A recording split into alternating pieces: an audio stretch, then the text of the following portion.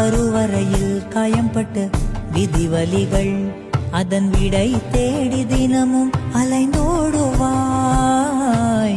கண்கள் காணா எதிரியை தேடி அலைந்தால் நீ உன்னை நீயே தொலைத்து மனம் வாடுவாய். பாவங்களை எல்லாம் அந்த கங்கை கொண்டு போகும். குற்ற உணர்வாலே மனம் இன்னும் கொஞ்சம் வேகும்.